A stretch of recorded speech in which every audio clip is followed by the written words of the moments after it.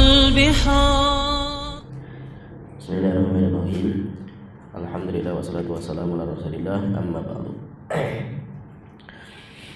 Kita melanjutkan kitab Syarah Sunnah yang ditulis oleh Imam Al-Barbahari, kitab tentang akidah-akidah Ahlussunnah wal Jamaah. Sampai di mana kita? 38 ya. Di poin ke-38. Kira Dian, kira. Bismillahirrahmanirrahim. Alhamdulillah wassalatu wassalamu ala Rasulillah wa ala alihi rahimahullahu ta'ala. Wa nifaqu ayyudhira al-islam bil lisani wa yuqi al-kufra bid dhamiri. Qala al-mu'allif rahimahullah ta'ala, wa nifaqu ayyudhira al-islam bil lisan. Nifaq itu menampakkan Islam dengan lisannya, wa yukhfil kufra bid dhamiri, dan dia menyembunyikan kekufuran di dalam hatinya. Ad-dhamir itu hati. Nifaq itu atau kemunafikan. Nifaq itu nanti diambil dari bahasa Arab namanya nafqah. Nafqah itu lubang kelinci. Yaitu kelinci itu terkadang masuk dalam lubang ini, keluarnya di lubang yang lain. Itu namanya nafqah. Dan munafik itu seperti itu. Yaitu munafik itu mereka menyembunyikan kufur dalam hati mereka dan mereka menampakkan Islam. Dan nifak itu kata para ulama, nifak itu nanti ada dua.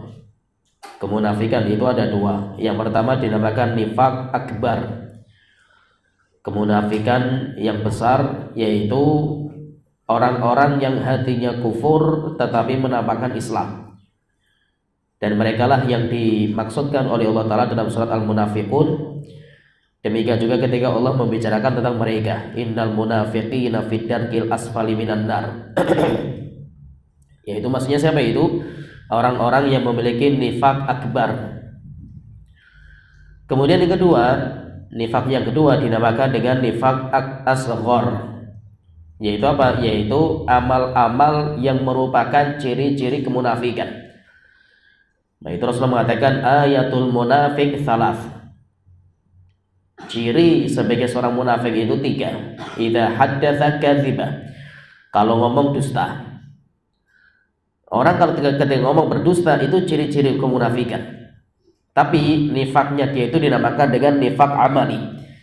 Nifak yang berupa amal. Itu dosa tetapi tidak mengeluarkan orang dari Islam. Dan orang itu hatinya tetap mukmin. Cuma dia itu mengamalkan amal-amal kemunafikan. Dan yang dimaksud dengan nifak di sini yang dibahas oleh para ulama dalam akidah itu adalah nifak akbar, bukan asghar. Nifak asghar itu nanti masuk dalam dosa dan maksiat. Sedangkan nifak akbar itu nanti berkaitan dengan akidah, berkaitan dengan keyakinan. Dan nifak itu mereka di dalam kehidupan dunia, dalam hukum dunia, orang-orang munafik itu tetap dinamakan sebagai orang muslim. Maka dalam ahkam dunia, hukum dunia itu manusia itu cuma ada 2. Ada mukmin, ada kafir. Ada mukmin, ada kafir, enggak ada yang ketiga. Maka manusia di dunia itu hanya ada 2 pilihan saja. Mereka mukmin atau muslim ketika menampakkan Islam, atau mereka itu kafir. Sedangkan orang-orang munafik itu hukum dunia mereka muslim. Kenapa? Karena dunia itu hukum zahir. Kita menghukumi orang sesuai dengan zahirnya. Sedangkan urusan hatinya, wa hisabuhum 'alallah, kata Rasulullah, hisabnya hatinya itu nanti Allah yang akan menghisab, bukan kita. Maka tidak boleh kita itu menjuluki orang dengan munafik. Oh, si fulan itu munafik, enggak boleh. Nah, itu nama-nama orang munafik yang diketahui sama Rasulullah itu semuanya dirahasiakan. Rasulullah tahu siapa orang-orang munafik yang dibongkar sama Allah Ta'ala itu. Rasulullah tahu, data-data mereka itu ada. Bahkan ada seorang sahabat yang dibocorkan rahasia, yaitu seorang sahabat yang diberitahu tentang nama-nama orang munafik. Sampai sahabat itu dinamakan dengan sirrun Nabi. sahabat yang membawa rahasianya Rasulullah, karena dia memiliki data semua orang munafik. Namanya Hudzaifah bin Yaman. Tapi Rasulullah mengatakan kepada Hudzaifah, jangan sekali-kali diberitahu nama-nama orang munafik kepada yang lain. Kenapa? Karena supaya orang itu tidak menghukumi hati orang. Sehingga Hudzaifah itu dia tahu nama-nama orang munafik, itu tahu dia itu. Maka suatu ketika didatangi sama Umar bin Khattab. Umar bertanya, wahai Hudzaifah, apakah nama saya termasuk daftar dari nama orang munafik? Maka Hudzaifah mengatakan, enggak, saya enggak mau jawab, karena Rasulullah membaiat saya untuk tidak menyebutkan nama-nama siapa itu. Kemudian didesak, apakah nama saya itu masuk, wahai Hudzaifah? Maka Hudzaifah mengatakan, tidak, nama kamu tidak ada dalam daftar orang munafik. Setingkat siapa itu? Setingkat Umar. Itu pun masih takut kalau dirinya itu jatuh dalam kemunafikan, apalagi kita. Akhirnya Umar bin Khattab bertanya, wahai Hudzaifah, apakah pejabat yang saya angkat menjadi pejabat itu di zamannya Umar itu, apakah ada di antara mereka yang munafik? Maka Hudzaifah mengatakan ada. Terus ditanya, terus siapa dia? Maka Hudzaifah mengatakan, wahai Umar, saya sudah bersumpah di hadapan Rasulullah untuk tidak menyebutkan nama-nama mereka. Akhirnya Umar bin Khattab itu kalau melihat ada orang yang meninggal, maka beliau itu lihatnya Hudzaifah. Kalau Hudzaifah mensolatkan, maka Umar ikut mensolatkan. Kalau Hudzaifah pergi, maka Umar itu pergi. Oleh itu Umar bin Khattab mengatakan, dulu ketika wahyu masih turun, orang-orang itu munafik itu takut datang sebuah ayat membongkar hati mereka. Tapi ketika wahyu sudah berhenti dengan wafatnya Rasulullah SAW, kata Umar, kami menghukumi orang sesuai dengan zahirnya saja. Siapa, kata Umar, siapa yang menampakkan kepada kita kebaikan, kita hukumi orang baik, walaupun hatinya rusak. Urusan hati urusan dengan Allah Ta'ala. Siapa yang menampakkan kepada kita kerusakan, kita hukumi orang rusak orang itu, walaupun hatinya bersih. Urusan hati urusan Allah, bukan urusan kita. Oleh itu munafik, orang munafik itu mereka hukum di dunia adalah hukum muslim. Sehingga kita menghadapi orang munafik ya seperti ahkam-ahkam Islam kita jalankan. Itu hukum-hukum kita, ya muamalah mereka seperti muamalah kita dengan orang muslim. Dan munafik itu kalau kita lihat sejarah, di Mekah itu nggak ada namanya kemunafikan. Di Mekah itu tidak ada kemunafikan. Kenapa? Karena di Mekah itu minoritas. Maka ketika Islam itu minoritas dan lemah, maka kemunafikan itu nggak ada. Di Mekah itu pilihannya cuma satu, mukmin yang sejati, yang berani menampakkan Islamnya, atau orang kafir. Bahkan banyak orang mukmin yang menyembunyikan itu, saking takutnya itu, sehingga tidak ada namanya orang itu menampakkan Islam padahal hatinya kufur, nggak mungkin ada gitu di Mekah. Kenapa? Karena orang yang menampakkan Islam itu mati-matian, bahkan banyak yang menyembunyikan gitu. Ketika Rasulullah hijrah ke Madinah, Islam itu besar, mayoritas kaum muslimin di Madinah itu. Akhirnya disitulah muncul kemunafikan. Nah itu kemunafikan itu, munafik itu pasti munculnya ketika Islam itu besar, Islam itu banyak, Islam itu kuat, itu pasti akan muncul. Tapi ketika Islam itu minoritas, maka kemunafikan itu nggak ada. Kenapa? Karena orang-orang munafik itu mereka menampakkan Islam, menyembunyikan kekufuran karena urusan dunia. Sedangkan ketika minoritas, untuk apa mereka menampakkan itu? Kecuali kalau mereka punya misi besar. Jadi intinya orang-orang munafik itu mereka yudhirul Islam bin lisan. Mereka menampakkan Islam dengan lisan mereka, tetapi mereka menyembunyikan kekufuran. Dan ini musuh paling bahaya. Orang munafik itu paling bahaya. Maka itu ayat, kalau kita baca surat Al-Baqarah di awal-awal itu, Allah menyebutkan sifat orang-orang yang beriman. Kemudian Allah menyebutkan dua ayat bicara tentang orang-orang kafir. Setelah itu Allah membicarakan banyak sekali ayat membongkar tentang orang-orang munafik. Kenapa? Karena munafik itu paling bahaya. Assalamualaikum warahmatullahi wabarakatuh.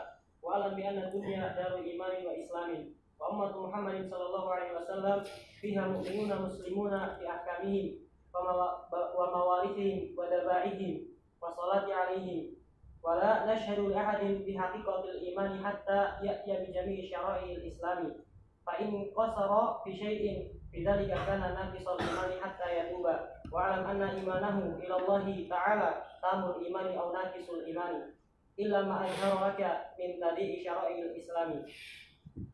Qala mu'allif rahimahullah ta'ala wa alam bi anna dunya daru imanin wa islamin. Ketahuilah bahwasanya dunia itu negeri iman dan Islam. Yaitu di sana ada iman, di sana ada Islam. Iman Islam itu beda. Nanti akan kita jelaskan. Wa anna ummata Muhammad wa ummatu Muhammadin sallallahu alaihi wasallam fiha mu'minuna muslimuna fi ahkamihim. Dan umatnya Nabi Muhammad itu ada di antara mereka yang mukmin, ada juga di antara mereka yang muslim di dunia. Masih ini di dunia. Fi ahkamihim, dalam hukum-hukum mereka, yaitu masalah hukum itu misalkan muamalah kita dengan mereka, mengucapkan salam, sholat di belakang mereka, dan yang lainnya. Wa mawarithihim, demikian juga urusan warisan. Selama mereka muslim, maka mereka itu mendapatkan warisan. Wa dzabaihim, demikian juga masalah sembelihan.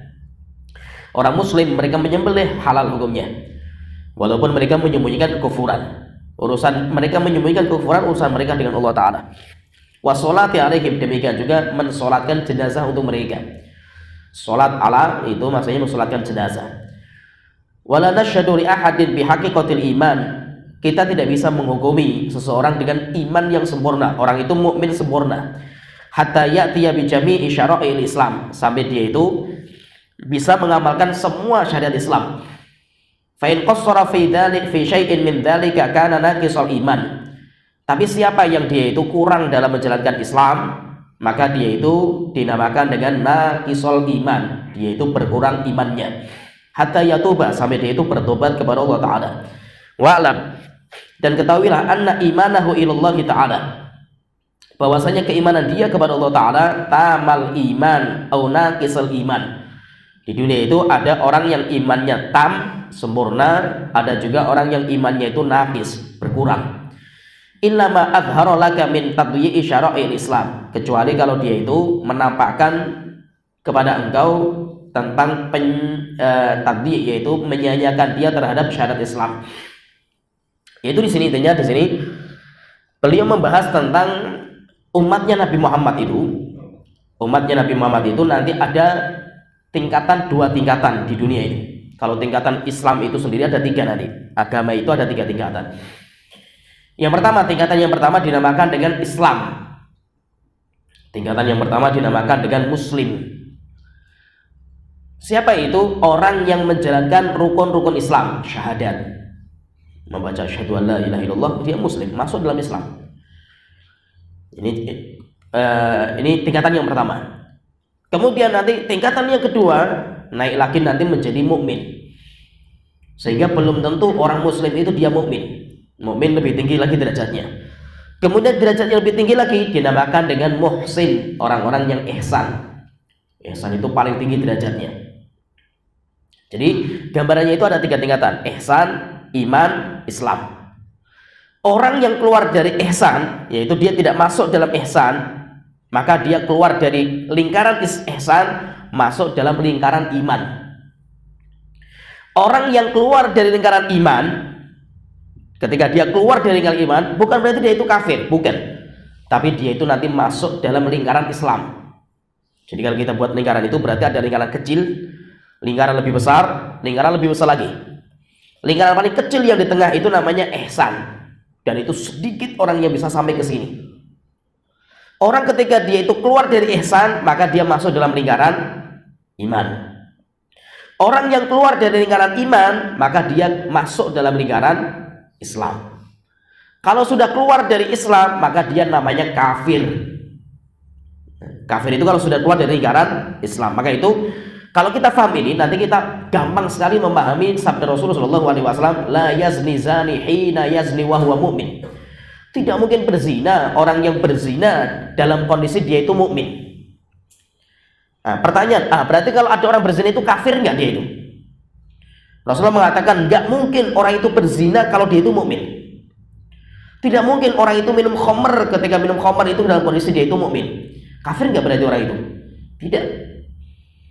Dia tidak mukmin. Imannya keluar dia itu. Imannya keluar dia. Dia keluar dari iman. Tetapi dia itu masuk dalam deretan Islam. Dia itu tidak kafir. Kenapa? Kafir itu setelah Islam. Setelah dia itu kafir, Muslim keluar dari Islam, makanya dinamakan dengan nawaqidul Islam.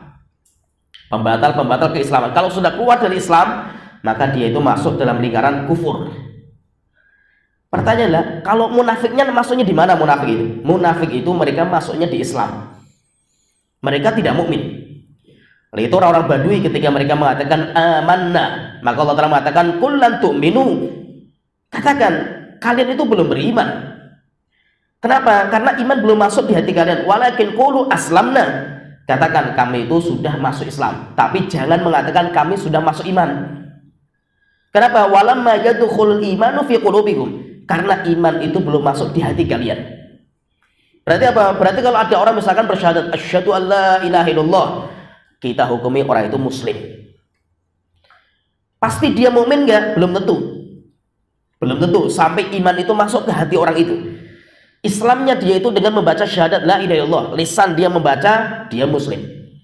Sedangkan iman bukan lisan, tapi ketika Islam iman itu masuk dalam hati dia gitu. Sehingga kalau ada orang dia membaca syahadat asyhadu alla ilaha illallah, kita hukumi orang itu muslim. Kita hukumi orang itu muslim. Pertanyaan, lah kalau dia itu sudah syahadat, misalkan ini ada orang kafir, kita mau bunuh orang itu, perang dalam medan pertempuran, setelah itu dia sudah terdesak mau kita bunuh, asyhadu alla ilaha illallah wa asyhadu anna muhammadar rasulullah. Nah, terus bagaimana ini? Ini sudah mau mati baru baca syahadat. Maka kita tetap terima ucapan syahadat dia. Berarti apa? Kita hukumi dia itu orang muslim. Setelah itu nanti kita pantau dia itu benar-benar muslim atau tidak itu. Bagaimana ritual dia itu? Kok dia itu kembali lagi menyembah berhala? Maka kita katakan, oh dia mengamalkan nawaqitul Islam. Berarti Islam yang diucapkan selama itu batal. Berarti apa? Kita juluki dia sebagai orang murtad, bukan orang kafir asli. Kenapa? Karena dia sudah masuk dalam Islam dengan ucapan syahadat dia la ilaha illallah. Jadi intinya ada perbedaan antara Islam dan iman, itu ada perbedaan. Maka kalau ditanya terus bedanya apa antara Islam dan iman itu, maka nanti lafaz Islam dan iman itu nanti masuk dalam kaidah kalimatani idza ijtama'ata ikhtalafata wa idza ikhtalafata ijtama'ata. Islam iman itu kayak dua kalimat. Jika dua kalimat itu berkumpul, maknanya malah berbeda. Tapi kalau dua kalimat itu berpisah, maka malah mencakup yang lain, yaitu seperti fakir miskin, itu sama juga. Jadi ada namanya Islam iman. Islam iman itu kalau sandingkan innal muslimina wal muslimat wal mu'minina wal mu'minat, sesungguhnya orang-orang muslim, orang-orang mukmin disebutkan berbarengan Islam dan iman, malah artinya itu beda. Tapi kalau disebutkan misalkan inna dina indallahil Islam, sesungguhnya agama yang Allah terima itu agama Islam. Apakah Islam itu dalam ayat ini Islam dan iman? Disebutkan Islam saja berarti dia mencakup yang iman. Bukan berarti inna dina indallahil Islam itu masuk sholat, puasa, tapi tidak beriman kepada Allah, hari akhir, bukan. Gimana, paham ya? Paham ya? Ketika Rasulullah mengatakan misalkan la yadkhulul jannah illa nafsum mu'minah, tidak akan masuk surga kecuali jiwa yang beriman. Maksudnya beriman itu apa? Bukan cuma beriman kepada Allah, Rasul dan hari akhir, tapi nggak sholat, nggak puasa, nggak bayar zakat. Enggak, maksudnya iman itu adalah iman dan Islam, mencakup Islam. Tapi kalau disebutkan berbarengan, ya, disebutkan berbarengan itu, maka maknanya itu Islam itu untuk amal dhahir, amal yang kelihatan, yaitu sebuah lingkaran besar di mana masuk Islam itu dengan mengatakan kalimat la ilaha illallah, maka itu berarti sudah masuk dia itu. Sedangkan untuk masuk ke iman itu masuk lagi ke dalam lagi itu, yaitu sampai iman kepada Allah, sampai takdir itu benar-benar masuk dalam hati orang itu. Nah di sini pahami di sini. Jadi antara Islam dan iman itu ada perbedaan di sini. Yaitu kalau Islam itu amal yang zahir, iman itu amal yang batin. Tapi ini pahami ya. Tapi cakupan Islam itu juga cakupan iman. Jadi pahami. Jadi maksudnya gini, ada dua macam lingkaran. Lingkaran itu ada dua macam bentuknya itu. Yaitu lingkaran kecil, lebih besar, lebih besar. Ini ada lingkaran lagi kecil, kecil, lebih besar lagi. Itu ada dua macam yang berbeda. Ini pahami apa yang saya sebutkan, pahami? Maksudnya biar antum tergambar. Kalau dilihat dari orangnya, ya kalau dilihat dari orangnya, orang yang memiliki sesuatu itu, maka tadi ada lingkaran ihsan kecil. Ihsan itu kecil. Setelah itu keluar itu iman, kemudian keluar lagi Islam. Itu dilihat dari orangnya. Ya, paham ya? Kita melihat kepada fa'ilnya. Kalau dilihat dari orangnya, jelas orang muslim lebih besar daripada orang mukmin. Dari orang muslim ini, maka di antara mereka ada yang mukmin. Tapi untuk masuk iman itu nggak main-main. Di antara orang mukmin ini ada yang muhsin. Ya, tergambar ya, paham ya? Itu kalau dilihat dari orangnya. Kalau dilihat dari orangnya itu lingkaran ihsan itu yang kecil. Ya. Tapi kalau dilihat dari cakupan amalnya, dilihat dari amalnya itu, maka lingkaran terbesar itu ihsan. Kenapa? Karena semua amal ihsan pasti melalui iman dan ihsan. Ihsan itu pasti dia itu sudah Islam dan iman. Paham ya? Terima dia, paham. Jadi lingkaran ihsan itu mencakup iman, Islam, dan ihsan. Kalau dilihat dari amalnya, itu, maka lingkaran ihsan itu terbesar. Kenapa? Karena semua amal ihsan itu pasti harus melalui Islam dan iman.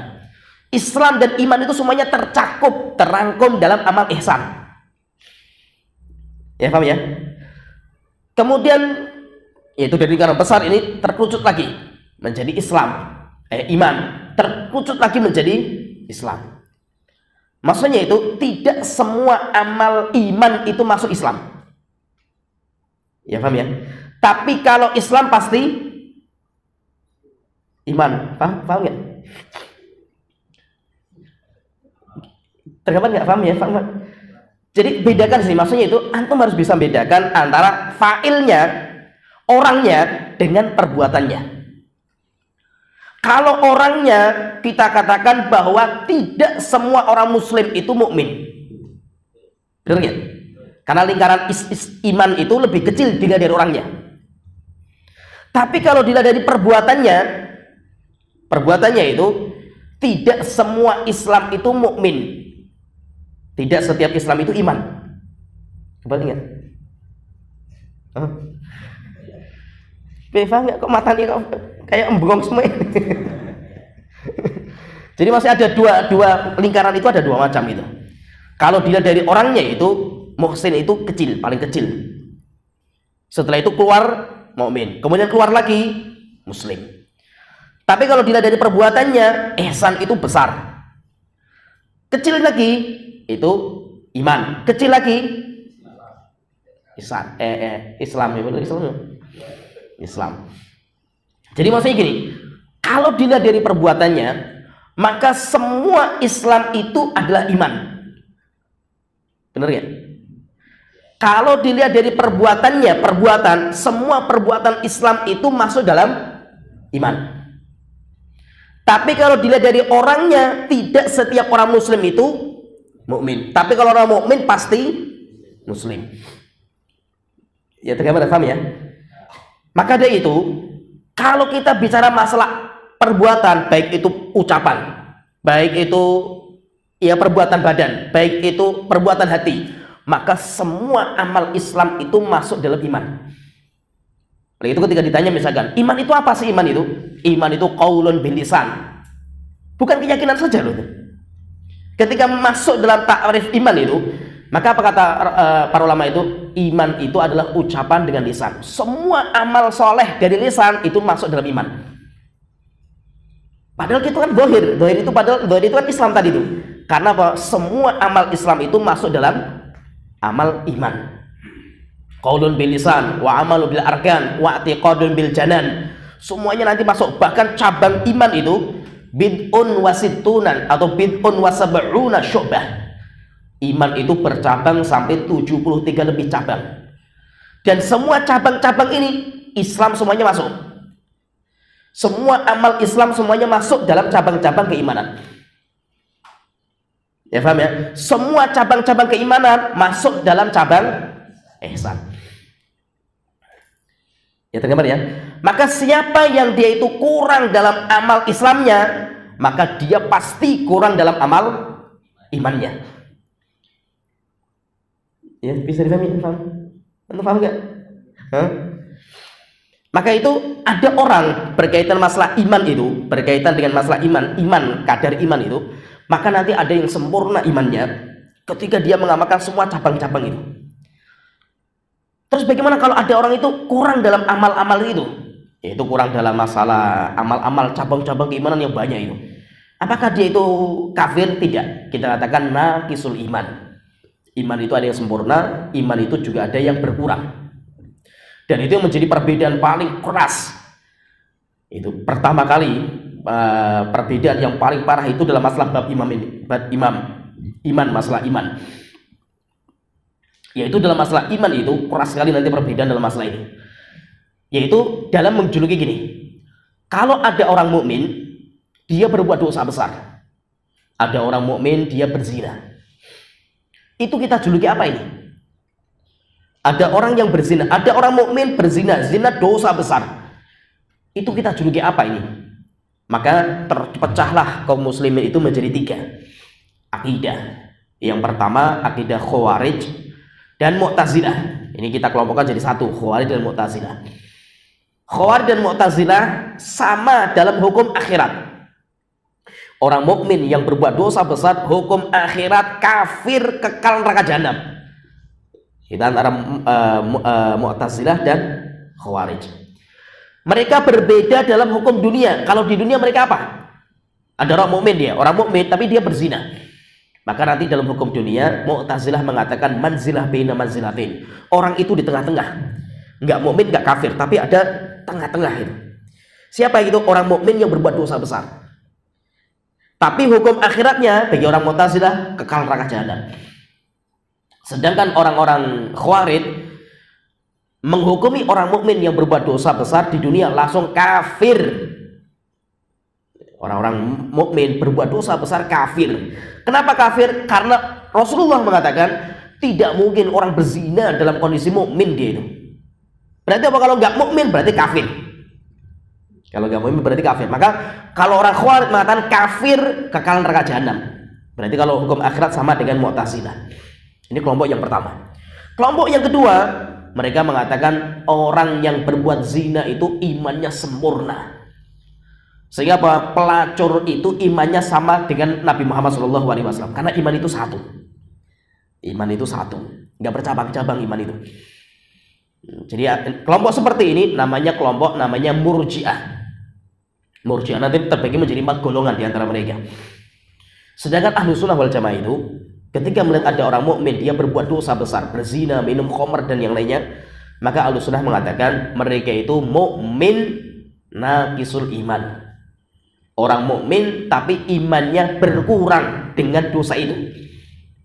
Iman itu berkurang. Maka itu apa? Dalam akidah Ahlus Sunnah itu iman itu bisa bertambah dan bisa berkurang.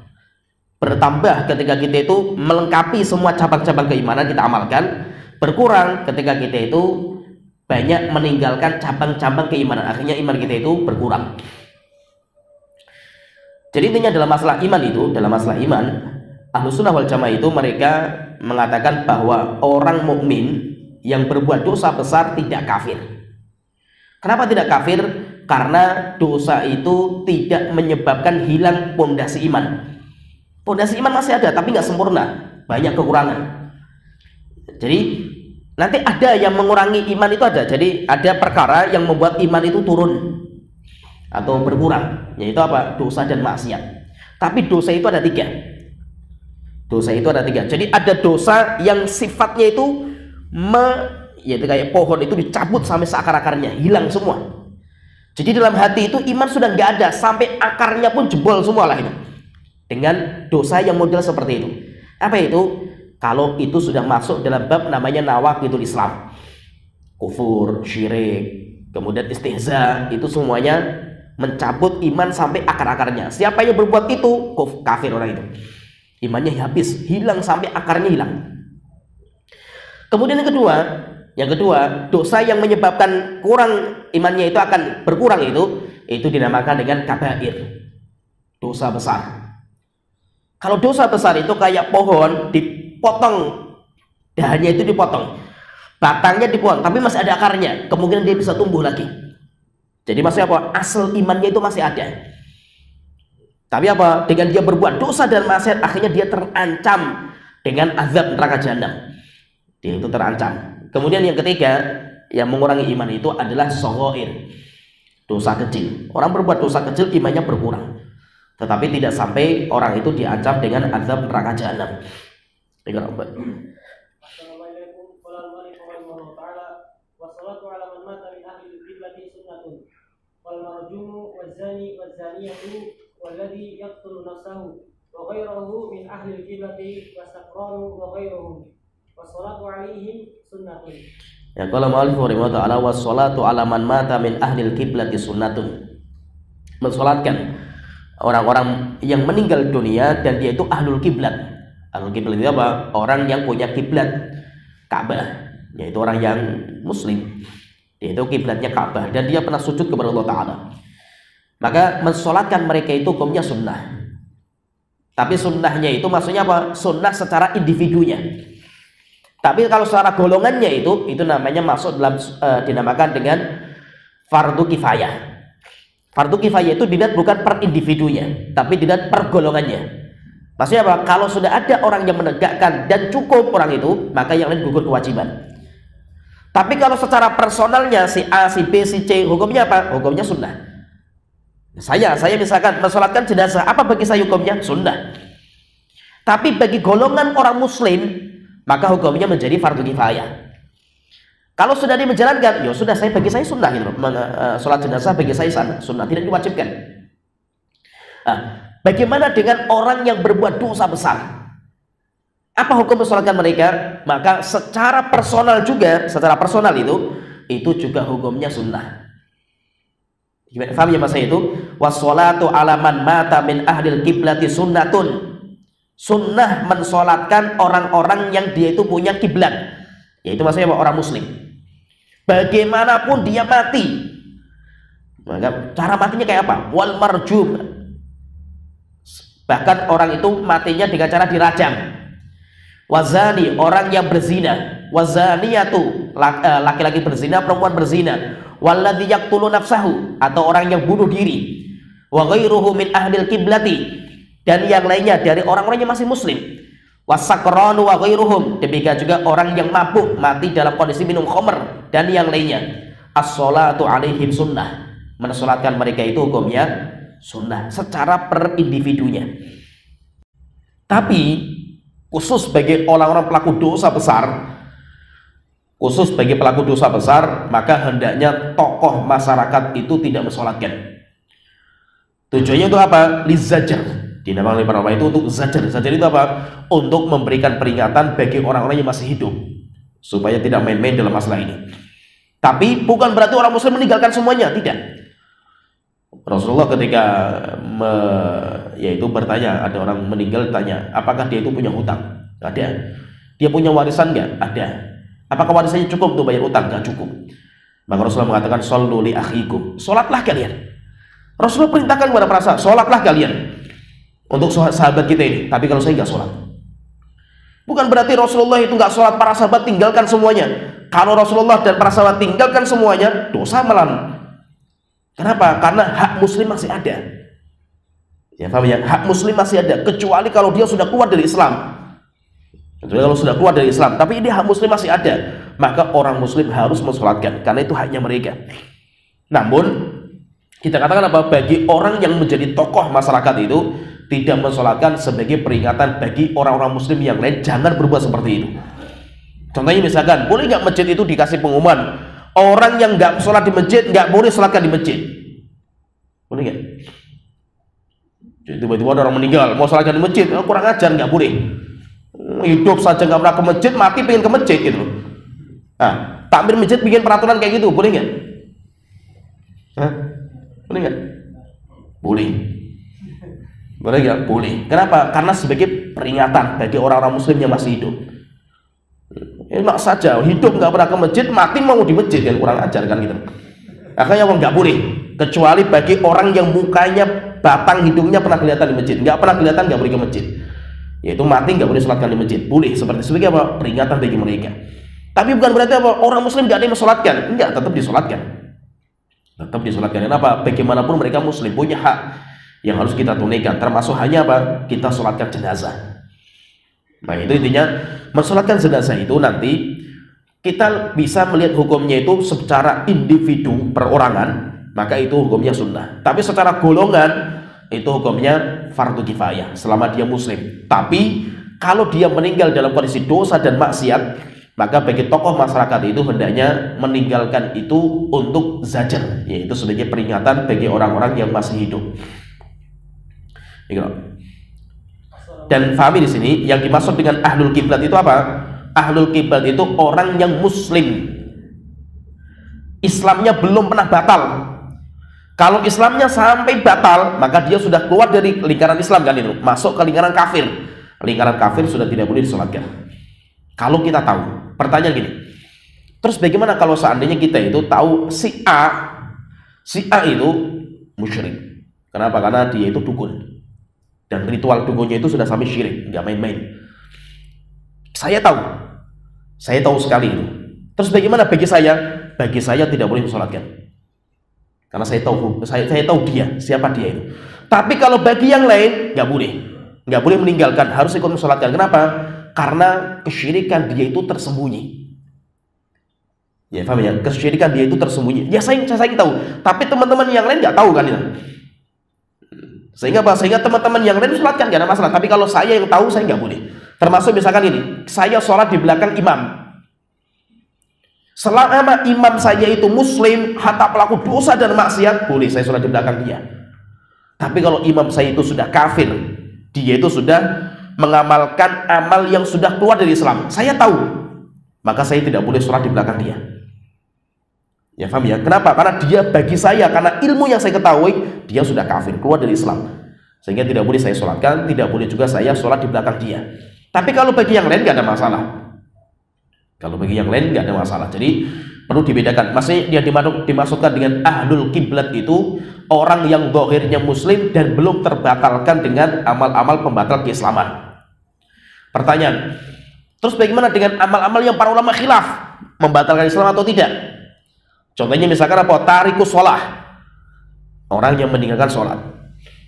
Bagaimana dengan ulama-ulama? Dan itu orang meninggalkan sholat itu walaupun ada dalil tegas sekali. Rasulullah mengatakan al-ahdul ladzi bainana wa bainahumus shalah, pembeda antara kami dan mereka orang kafir itu sholat. Faman tarakaha faqad kafar, siapa yang meninggalkan sholat maka dia kafir. Dalam memahami ini, nanti antara salaf, sahabat dengan bawahnya sahabat itu berbeda. Kalau sahabat sampai seakan-akan ijma sukuti mereka. Ijma sukuti itu apa? Ijma sukuti itu pendapat sahabat muncul dan masyhur dan gak ada satupun yang mengingkari. Itu namanya ijma sukuti mereka, seakan-akan ijma. Sampai ada seorang tabi'in mengatakan kanu la yarawna syai'an minal a'mal tarkuhu kufrun ghairu shalah. Para sahabat itu mereka berpendapat tidak ada amal yang meninggalkan bisa kafir kecuali sholat. Seakan-akan ijma loh, seakan-akan ijma'nya mereka. Tapi setelah sahabat sampai mazhab, jumhur mazhab mengatakan tidak kafir. Pendapatnya Imam Abu Hanifah, Imam Malik, Imam Syafi'i, dan salah satu riwayat dari Imam Ahmad, walaupun Imam Ahmad punya riwayat yang lain dalam masalah ini. Pertanyaanlah, kalau seandainya saya meyakini kafir orang yang meninggalkan sholat, terus bagaimana saya? Ada orang meninggal, dia nggak sholat.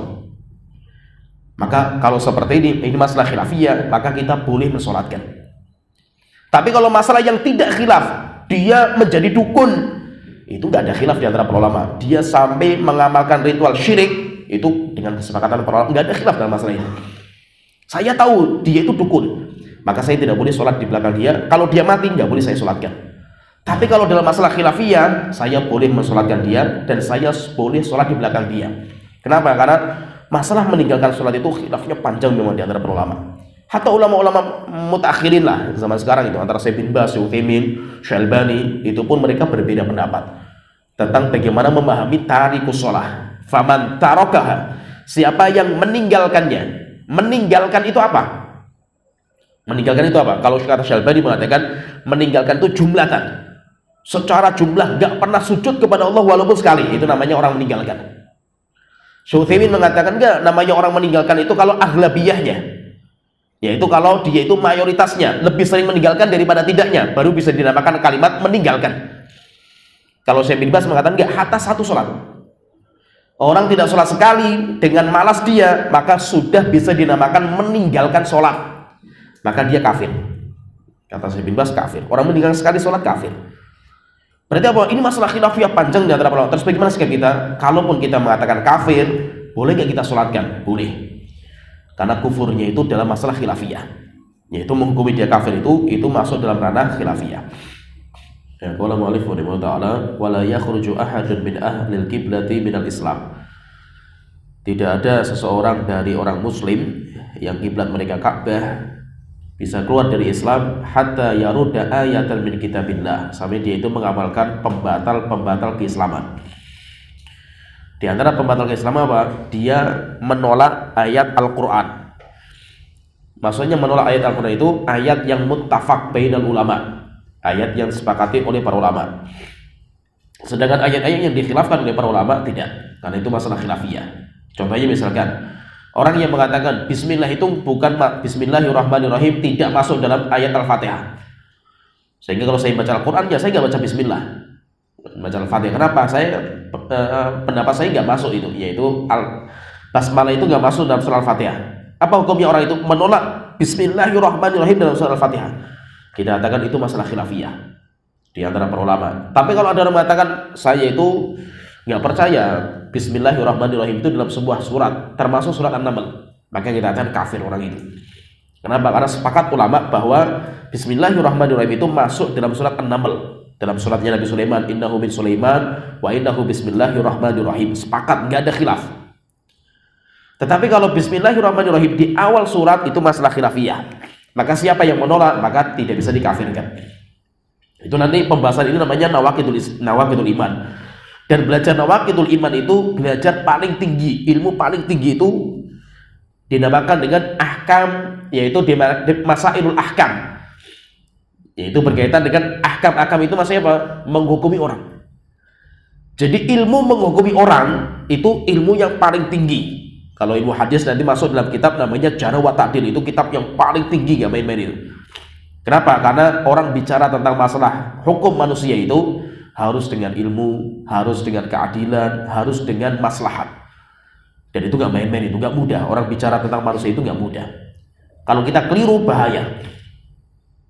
Kenapa? Karena kita sudah menyangkut masalah harga diri orang, dan itu haknya dia nanti di hadapan Allah Ta'ala. Itu nggak main-main.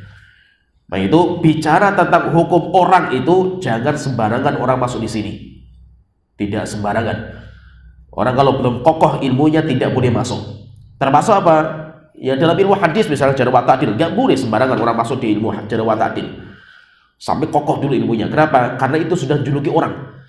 Orang ini dhaif, hadza dhaif, misalnya si fulan dhaif atau si fulan kadzdzab, itu enggak main-main itu. Apalagi saya mengatakan si fulan kafir, si fulan ahlul bidah, itu enggak main-main, itu berat sekali nanti hukumannya di hadapan Allah Ta'ala. Orang Khawarij itu rusaknya Khawarij itu dalam satu masalah saja itu mereka itu. Sampai kenapa mereka itu juluki sebagai kilabun nar, anjing neraka jahanam mereka itu? Karena sembarangan dalam menghukumi orang. Sampai akhirnya apa? Mereka mengkafirkan orang dengan sesuatu yang masih prasangka dan praduga. Dan itu bahaya sekali itu. Kenapa? Karena man qala li akhihi ya kafir, siapa yang mengatakan kepada saudaranya ya kafir, maka ucapan yang sudah keluar menghukumi orang sudah keluar ini, dia itu akan mencari siapa yang layak. Kalau yang dijuluki tidak layak, maka kembali yang menjuluki. Demikian juga yang mengatakan ya ahlul bidah, wahai orang yang sesat, wahai orang yang menyimpang itu nggak main-main itu. Dan itu tahapan paling akhir orang belajar. Sebelum masuk ke sana harus kita kokohkan dulu ilmu kita itu, karena nggak sembarangan itu. Ketika misalkan kita menghukumi si fulan, misalkan oh si fulan itu ahlul bidah, dia itu orang sesat, dia itu, ucapan ini sampai hari kiamat akan dipertanggungjawabkan nanti di hadapan Allah Ta'ala. Dan nggak main-main itu. Sampai kita nanti akan ditanya, Anda mengatakan dia sesat itu apa? Hujahnya kamu apa itu? Hujahnya kenapa? Karena hukum asal orang muslim itu selamat akidahnya. Dan itu yakin. Tidak boleh kita keluarkan dari keyakinan kecuali dengan sesuatu yang yakin juga. Tidak boleh dengan prasangka dan praduga, nggak boleh, bahaya sekali. Nah itu hati-hati. Nah itu Syekhul Islam sering mengingatkan, jangan sembarangan dalam menghukumi orang. Kenapa? Karena itu butuh ilmu. Kemudian kedua, butuh keadilan, dan ilmu adil itu nggak mudah gitu. Kemudian ketiga, butuh kebijaksanaan. Apakah memang layak untuk dihukumi atau tidak itu? Yaitu maslahatnya itu atau tidak itu nanti perlu ditimbang banyak sekali gitu. Sehingga masalah menghukumi orang itu hati-hati. Apalagi sampai tingkatan kafir, keluar dari Islam, apalagi sampai keluar dari sunnah. Oh itu Imam Ahmad mengatakan ikhrajun nas anis sunnati syadid. Imam Ahmad mengatakan itu kaidah penting. Itu apa? Mengeluarkan orang dari lingkaran ahlu sunnah itu perkara yang sangat berat dan tidak mudah. Tidak mudah gara-gara beda pendapat sedikit, oh dia bukan salafi dia itu. Kenapa bukan salafi kan itu? Dia nggak berjenggot gitu. Terus masya Allah santri-santri pondok banyak yang bukan salafi juga ini, masih polos-polos nggak ada jenggotnya kan itu. Apakah gara-gara jenggotnya itu nggak jenggotan dia bukan salafi itu? Harus kita dudukkan ilmunya mana gitu. Ya. Apalagi gara-gara masalah kunut subuh bukan salafi, masya Allah sekarang itu luar biasa kan itu. Kunut subuh bukan salafi kan itu. Ya berarti yang Imam Syafi'i bukan salafi, Imam Malik bukan salafi semua itu. Berarti cuma anda tok yang salafi kan, luar biasa kan itu. Hebat sekali anda kan itu. Apalagi masalah-masalah khilafiyah, sedikit khilaf, oh itu bukan salafi itu. Luar biasa, berhati-hati itu. Kalaupun anda itu tidak berpendapat dengan si A, nggak usah ngikuti dia, tapi jangan menjuluki orang. Karena menjuluki orang itu nggak sembarangan, berat sekali. Apalagi sampai tingkatan kafir, apalagi sampai tingkatan keluar dari Islam, apalagi sampai tingkatan tuduhan zina, itu beratnya luar biasa. Sehingga hati-hati menjuluki orang itu, hati-hati. Sampai benar-benar yakin dia itu sudah mengamalkan pembatal keislaman, itu pun belum tentu langsung kita hukumi. Jadi kaidahnya itu man waqa'a fil kufri laisa kullu man waqa'a fil kufri waqa'al kufru alaihi. Tidak setiap orang yang jatuh pada perbuatan kufur langsung dicap sebagai orang kafir. Coba, sudah jelas-jelas amalnya kufur loh ini. Itu pun nggak bisa langsung dicap sebagai orang kafir. Harus apa? Iqamatul hujjah. Ditegakkan dulu hujahnya. Apakah benar kamu mengatakan seperti ini? Ya. Kamu hujahnya apa? Kenapa kamu mengatakan seperti itu? Kalau dia punya dalil, diskusikan dalilnya sampai faham dia bahwa ini pembatal keislaman dan kamu masih seperti itu, nggak bertobat, orang itu kafir. Bisa kita kafirkan. Saya bin Bas itu, kalau orang baca fatwa beliau, ada di antara fatwa Syekh bin Bas dalam kumpulan fatwa beliau itu, ada keluar fatwa kafirnya Saddam Hussein. Saya pun baca kaget juga itu. Saddam Hussein itu termasuk orang yang sudah dikafirkan sama Syekh bin Bas. Tapi saya baca dalam sejarah Syekh bin Bas itu mengkafirkan Saddam Hussein itu nggak main-main. Panjang sekali perjalanan itu. Sampai datangkan tim ulama-ulama Saudi datang ke Saddam Hussein karena Saddam Hussein meyakini bahwa partai dia itu agama dia. Itu nggak main-main ucapan seperti ini kan, kufur gitu. Tapi apakah langsung dikafirkan? Enggak, dikirim tim dulu sampai diskusi sama Saddam Hussein. Tetap nggak bisa berubah. Terus sampai Saddam Hussein datang ke Saudi, dudukkan seluruh sama para ulama, duduk diskusi terus. Sampai akhirnya dia itu faham bahwasanya ini amal kufur dan dia nggak mau bertobat. Akhirnya setelah itu baru keluar fatwanya Syekh bin Bas, Saddam Hussein kafir. Nggak main-main itu. Menghukumi itu, walau sudah jelas kufur loh ini. Itu saja masih iqamatul hujjah dan lama gitu. Syekhul Islam sampai datangi orang-orang Jahmiyah, didatangi sama Syekhul Islam. Diskusi dengan Syekhul Islam berhari-hari. Apa kata Syekhul Islam? Kalau seandainya saya yang meyakini seperti kalian ini, akidah kalian, saya kafir. Karena saya tahu kufurnya pendapat kalian itu. Tapi bagi saya, kalian itu belum kafir. Saya belum berani mengkafirkan kalian. Kenapa? Kalian masih orang bodoh, nggak paham saya jelaskan itu. Coba ya. Setingkat siapa yang menjelaskan? Syekhul Islam, bukan kita. Kita ngomong saja nggak jelas. Oh, dia itu memang orang susah dinasihati. Antum ngomongnya apa kan itu? Oh, antum ngomong saja nggak jelas kok, nggak, orangnya susah menerima nasihat. Antum ngomongnya saja nggak jelas kan itu. Sehingga apa? Namanya iqamatul hujjah itu nggak mudah gitu. Maka kalau seandainya memang toh orang itu mengamalkan amal yang mengeluarkan dari Islam, jelas dengan sepakatan ulama nggak ada khilaf dalam masalah itu, apa langsung dicap sebagai orang kafir? Nggak bisa. Harus iqamatul hujjah. Coba bayangkan itu. Kalaupun sudah iqamatul hujjah, apakah langsung dikafirkan? Nanti lihat maslahat dan madharatnya lagi. Maslahatnya apa bagi orang itu kalau dikafirkan itu? Sehingga apa? Panjang sekali nanti perjalanan. Nah, ini bukan tanggung jawab penuntut ilmu. Kita sebagai penuntut ilmu itu bukan tugas kita seperti itu. Yang punya tugas seperti itu adalah pemimpin, hakim pengadilan. Mereka yang punya hak untuk mengeluarkan fatwa si A kafir, kelompok ini menyimpang, itu mereka, karena mereka punya kekuatan. Tugas kita itu apa? Silakan kita bantah, silakan kita itu nasihati, itu tugas kita. Tetapi menghukumi orang, apalagi sampai tingkatan kufur, apalagi sampai tingkatan menyimpang, itu nggak main-main. Itu urusan berat. Kalau kita masuk ke situ, padahal kita belum kokoh ilmu kita itu seperti berdiri di atas jurang-jurang neraka jahanam. Nah, itu ulama-ulama al-hadis itu nggak main-main mereka itu.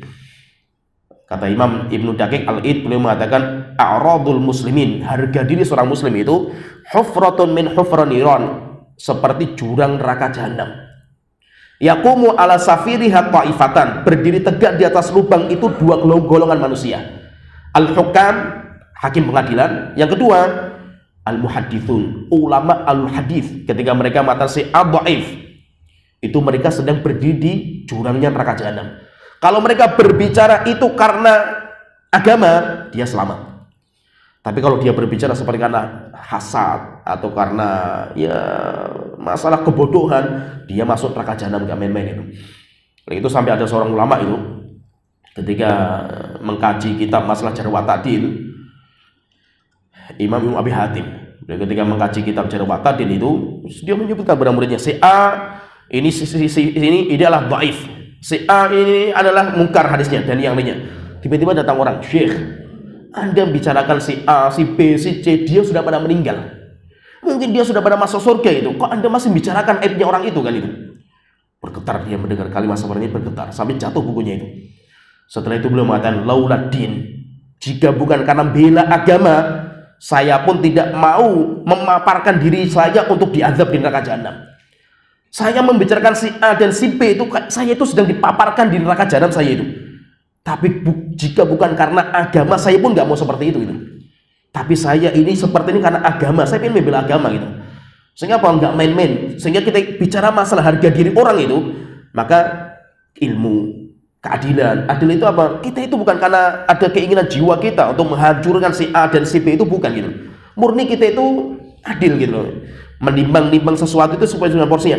Dia teman maupun kawan maupun lawan gitu loh. Nggak ada bedanya bagi kita itu. Itu namanya orang adil. Kemudian juga yang ketiga, kita harus melihat maslahat dan madharatnya, bijaksana kita itu. Nah, sehingga maksudnya hati-hati, orang menghukumi orang itu hati-hati. Harus masalah yang dihukum itu harus disepakati dulu oleh para ulama. Maka masalah ingkar mungkar disebutkan oleh para ulama itu, man ra'a minkum munkaran falyughayyirhu. Dibahas oleh para ulama. Yang dimaksud dengan mungkar itu apa? Mungkar muttafaq bainal ulama. Mungkar yang disepakati oleh para ulama. Kalau mungkar itu menjadi khilafiyah, tidak boleh kita saling mengingkari. Kecuali siapa? Kecuali hakim pengadilan boleh memaksa. Contohnya misalkan pemerintah kita Syafi'iyah. Ada orang Saudi datang, dia mazhabnya Hambali. Oh, saya kan mazhabnya Hambali, nggak boleh dipaksa saya kan itu, nggak bisa. Antum di negara Indonesia harus mengikuti hukum Syafi'iyah di sini, yaitu hukum negara. Orang Syafi'i di Indonesia datang ke Saudi, masuk pengadilan boleh maksa. Di sini hukum yang berlaku mazhabnya Hambali. Sehingga apa? Sehingga secara terang-terangan boleh membubarkan semua aktivitas yang bukan Hambali. Nah, kenapa Saudi Arabia itu tegas orang yang kuno subuh dilarang di sana misalkan? Nggak ada namanya kuno subuh di sana itu. Kenapa? Karena negara, supaya tidak terjadi polemik dan yang lainnya itu. Dan itu haknya negara. Jadi kalau masalah khilafiyah tidak boleh kita itu saling mengingkari, apalagi sampai menyesatkan, apalagi saling mengkafirkan, itu tidak boleh kan, bahaya. Jadi semua yang disebutkan di sini itu adalah pembatal keislaman. Setelah itu beliau mengatakan, fa idza fa'ala syai'an min dzalika, siapa yang mengamalkan salah satu dari pembatal itu, faqad wajaba 'alaika an tukhrijahu minal Islam. Wajib kamu mengeluarkan dia dari Islam, tapi setelah iqamatul hujjah. Kalau belum iqamatul hujjah enggak boleh, harus iqamatul hujjah. Fa idza lam yaf'al syai'an min dzalika, tapi kalau orang itu di mata kita enggak pernah mengamalkan pembatal keislaman, fahuwa mu'min wa muslim, dia itu orang muslim dan muslim bil ismi, dengan nama. Namanya itu maksudnya apa? Bil ismi itu bidzahir, sesuatu yang nampak di mata kita gitu. La bil haqiqah, bukan secara hakikatnya. Hakikatnya nanti Allah yang akan menghisab dia. Apakah dia munafik atau tidak, urusan Allah hakikatnya kan itu. Tapi urusan kita melihat zahirnya. Zahirnya muslim, kita hukumi muslim. Kita tidak boleh mengeluarkan dia dari Islam kecuali dengan sesuatu yang yakin. Sedangkan aslinya dia itu mukmin atau tidak, itu bukan urusan kita, urusan Allah itu. Masalah hatinya orang itu. Ya, sampai di sini pembahasan kita. Wa akhiru da'wana alhamdulillahi rabbil alamin. Muhammad wa ala alihi wa sahbihi ajmain.